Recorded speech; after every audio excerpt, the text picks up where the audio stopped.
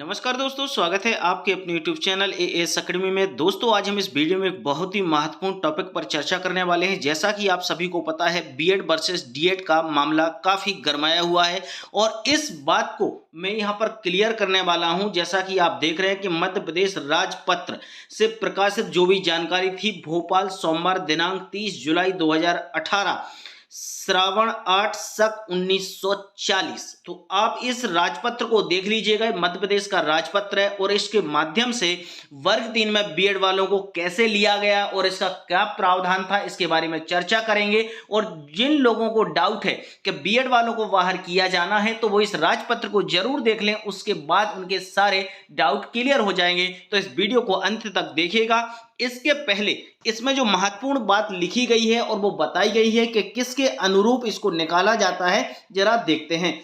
क्रमांक F159/2018 20-1 भारत के संविधान के अनुच्छेद 309 के परंतु द्वारा प्रदत्त शक्तियों का प्रयोग में लाते हुए मध्य प्रदेश के राज्यपाल एतद द्वारा मध्य प्रदेश स्कूल शिक्षा शैक्षणिक संवर्ग के संबंधित निम्नलिखित सेवा शर्तें एवं भर्ती नियम बताते हैं। अर्थात कह सकते हैं कि जो हमारा संविधान है, संविधान के अनुच्छेद 309 के द्वारा ये चीजें हमें दी जाती हैं, बताई जाती हैं और यह राज्यपाल के द्वारा क्लियर की जाती हैं। ये बात तो आप क्लियर समझ गए कि जो राजपत्र निकलता है वो संविधान के नियमों के अनुरूप ही निकलता है, ना कि संविधान के खिलाफ।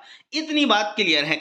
अब हम इस बात को आगे भी ले चलेंगे और जहां पर हम मुख्य बात करने वाले हैं वो है बीएड वर्सेस डीएड की। तो वो आगे वाले पेज पर आपको जानकारी मिल जाएगी और वो हम देखते हैं कि पेज नंबर 19 है इसका, और उसमें बिल्कुल स्पष्ट लिखा है बीएड वालों के पक्ष में कि बीएड वालों को क्या करना है, क्या नहीं करना है। जिस तरीके से इस वक्त डीएड वाले काफी ज्यादा परेशान हो रहे हैं, और मैं आपको बता दे रहा हूं कि डीएड वाले वो लोग परेशान नहीं हो रहे हैं जिनकी नियुक्ति हो चुकी है। डीएड वाले वो लोग परेशान सबसे ज्यादा हो रहे हैं जो या तो फेल हो चुके हैं या फिर जिनकी नियुक्ति नहीं हो रही है। नियुक्ति इसलिए नहीं हो रही क्योंकि उनके कम नंबर है। अब भैया यार, आप पढ़ाई करोगे, मेहनत करोगे, अच्छे नंबर लाओगे तो आप बीएड वालों से पहले आ जाओ, उसमें कोई बुराई तो है नहीं। दूसरी बात, ये नियम जो भी है सरकार ने बनाए हैं, कोई हमने और आपने तो नहीं बनाए। ये देखिएगा, पूरे शिक्षकों का ग्रेड पे वगैरह दिया है, इसमें सारी चीजें लिखी हुई हैं।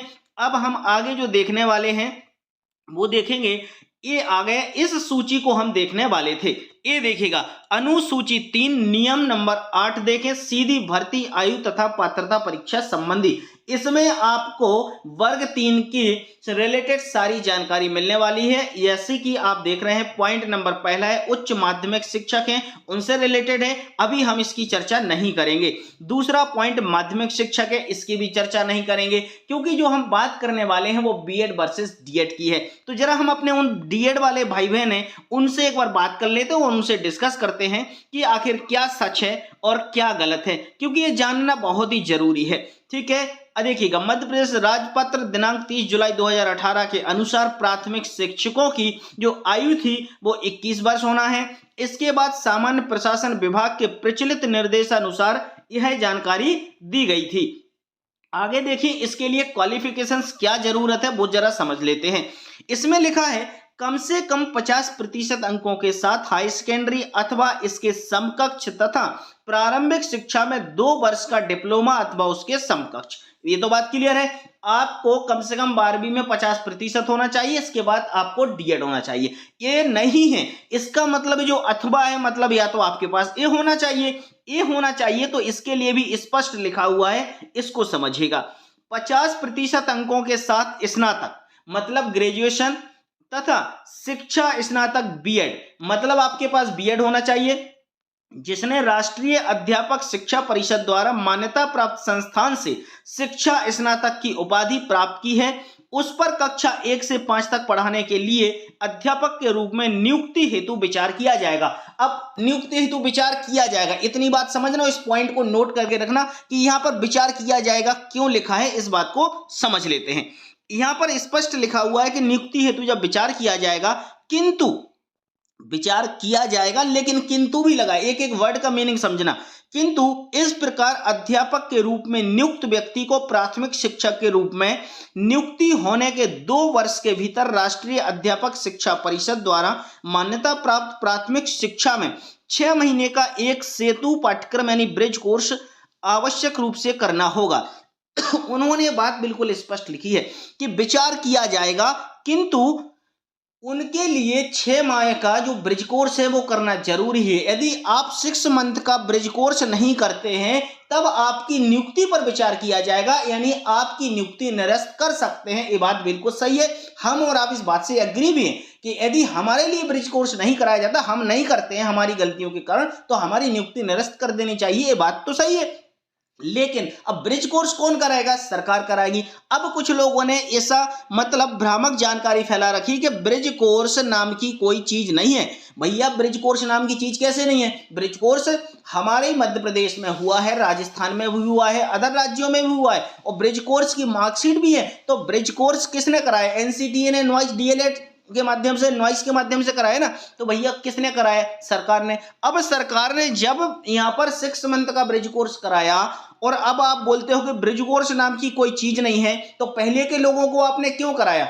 6 मंथ का जो ब्रिज कोर्स आपको पहले के लोगों को कराया, तो उस समय भी ये बात बोली जा सकती थी कि भैया इसका कोई औचित्य नहीं है, आपको ब्रिज कोर्स करने से कोई मतलब नहीं है, क्योंकि जो हमारे यहाँ गुरुजी वगैरह थे, सहायक शिक्षक थे, उनका सम्मिलन हुआ है प्राथमिक शिक्षक में, और प्राथमिक शिक्षक में उनका सम्मिलन इसी बेस पे हुआ है कि उनके पास क्या था? बीएड थी। बीएड के बाद उनको फिर उन्होंने कहा भैया आप एक काम करो, ब्रिज कोर्स कर लो, ब्रिज कोर्स करने के बाद आपका प्राथमिक शिक्षक में सम्मिलन हो जाएगा। तो उनका सम्मिलन इसीलिए हुआ है। तो मैं आप सभी को बता देता हूं, मेरे उन भाई बहनों को जो डीएड वाले परेशान हो रहे हैं, अब कुछ भी नहीं होगा, नियुक्ति हो चुकी है। हाँ, ये चीज हो सकती है कि इस बार की भर्ती से बाद जितनी भी भर्तियां हो उनमें बीएड वालों को ना लिया जाए, लेकिन इस बार की भर्ती में कुछ भी नहीं हो सकता है। आप लोग यदि फंडिंग कर रहे हैं, पैसे दे रहे हैं एक दूसरे को, तो जिन लोगों को फंडिंग कर रहे हैं वो लोग पैसे कमा रहे हैं, मजे कर रहे हैं, और आप परेशान हो रहे हैं। आप समझते हैं हर व्यक्ति आज 1000-2000 देने को सोच नहीं रहा है, कुछ लोग 5-5 हजार भी दे रहे हैं, तो वहां पर करोड़ों पैसा इकट्ठा हो रहा है और आपसे पैसा इकट्ठा करा रहे हैं, कुछ भी नहीं करा रहे हैं। और जिन लोगों के पास पैसा इकट्ठा हो रहा है वो लोग मजे ले रहे हैं। मेरी बात सच है, इसलिए थोड़ी सी आपको बुरी लग सकती है, लेकिन हकीकत से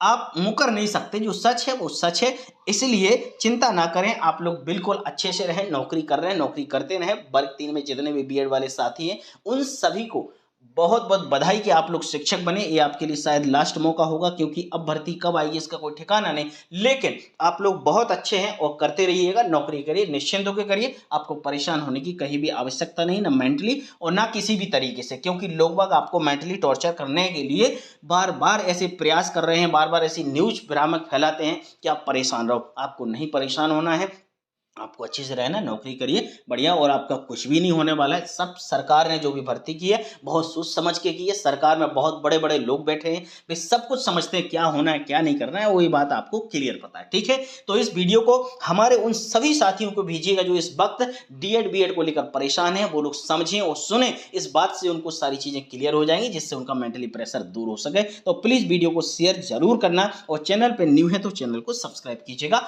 मिलते हैं हम नेक्स्ट वीडियो में नेक्स्ट टॉपिक के साथ, जब तक के लिए नमस्कार।